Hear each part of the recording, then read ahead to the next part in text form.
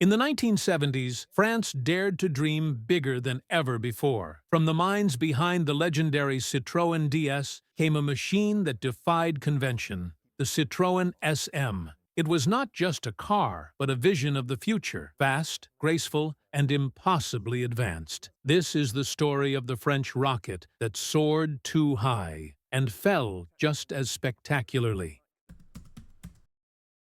In March 1970, at the Geneva Motor Show, the world stopped to stare. On Citroën's stand sat something extraordinary, a long, low, futuristic coupe that seemed to have escaped from a science fiction movie. It was called the Citroën SM. Beneath the soft lights, its teardrop silhouette, covered headlamps, and sweeping roofline made other cars look primitive. It wasn't just a vehicle, it was a vision of what motoring could become. Citroën, long known for their technical audacity, had dared to build a luxury grand tourer unlike anything before it. The SM was not about brute power, it was about intelligence, comfort, and technology, wrapped in breathtaking design. Its aerodynamic shape, honed in Citroën's own wind tunnel, was capable of slicing through the air with unmatched efficiency. The car's philosophy was clear: luxury through innovation. France had produced fine cars before, the Bugattis, Delages, and Facilvegas, but this was different. The SM was an engineering revolution,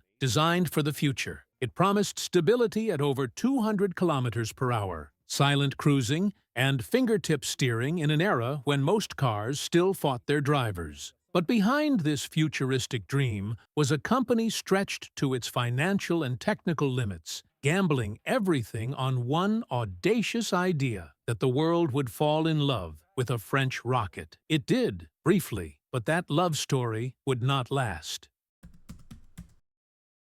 By the late 1960s, Citroën stood at the very height of its creative power. The modest 2CV had transformed personal mobility in post-war France, while the DS, launched in 1955, had rewritten the rulebook on automotive engineering. With its aerodynamic body, power-assisted hydraulics, and self-leveling suspension, the DS became a rolling symbol of France's technical genius. Citroën was no longer just a car manufacturer. It was a laboratory of motion, obsessed with innovation for its own sake. Inside the company, however, a new ambition began to form, one that would push Citroën beyond its comfort zone. Executives and engineers dreamed of a grand tourer that could rival the likes of Jaguar's E-Type, Mercedes-Benz's 280 SE, and Ferrari's elegant 365. France had style and ingenuity, but it lacked a modern high-performance luxury coupe that could stand proudly among Europe's elite. Citroën wanted to build that car, one that could glide across the continent at sustained high speeds, offering not raw aggression but effortless power, serenity, and technological superiority. Yet one fundamental obstacle stood in the way: the engine. The DS's four-cylinder power plant, while smooth and efficient, was inadequate for the kind of performance Citroën envisioned. The company's engineers explored several paths,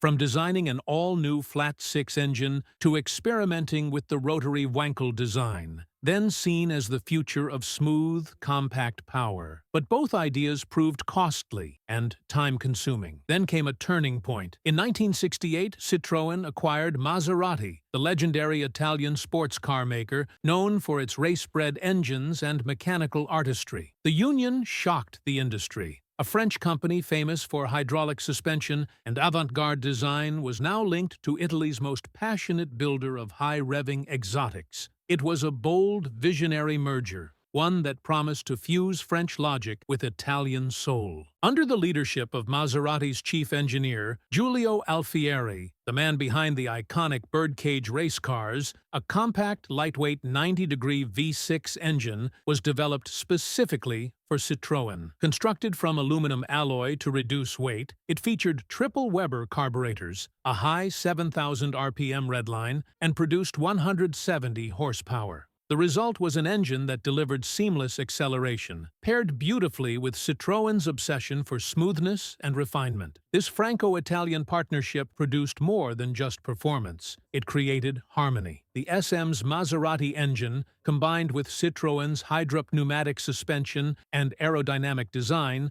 transformed grand touring into a symphony of power and grace. Though demanding in maintenance, the reward was unmatched. A car that could glide from Paris to Rome with the composure of a jet in flight.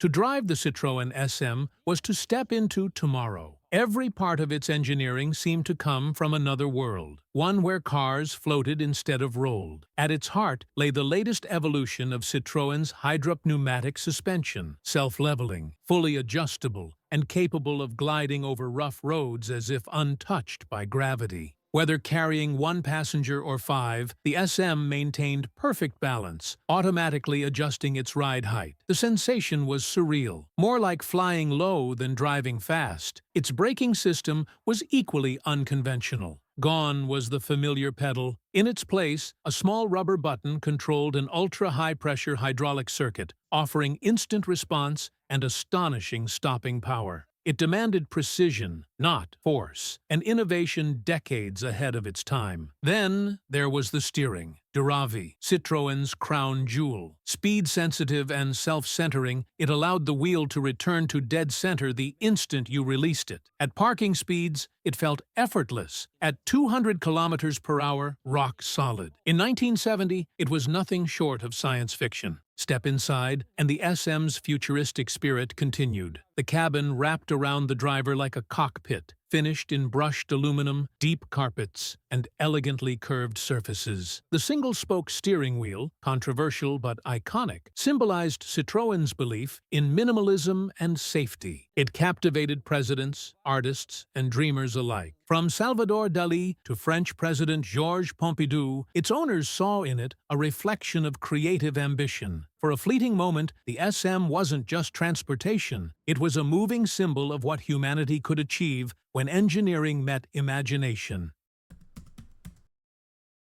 By 1974, Citroën's bold engineering ambitions had pushed the company to the brink. Its innovative culture, once a source of pride, had become financially unsustainable. Massive investments in experimental technologies, from rotary engines to the SM's hydraulic systems, drained capital. Meanwhile, sales of the DS were declining. The GS Birotor failed commercially, and the company's debt surged past 1 billion francs. Alarmed at the potential collapse of a national symbol, the French government intervened. Peugeot stepped in, merging the two companies to form PSA, marking the end of Citroën's era of fearless experimentation. Maserati was sold to Alejandro de Tomaso under pressure from Italy, further ending the Franco-Italian collaboration. Production of the SM ceased abruptly in 1975, after fewer than 13,000 units had been built. While the car's physical presence faded, its legend endured. The SM became a symbol of audacious vision, proof that France had dared to dream bigger than anyone else, even when those dreams came at tremendous cost.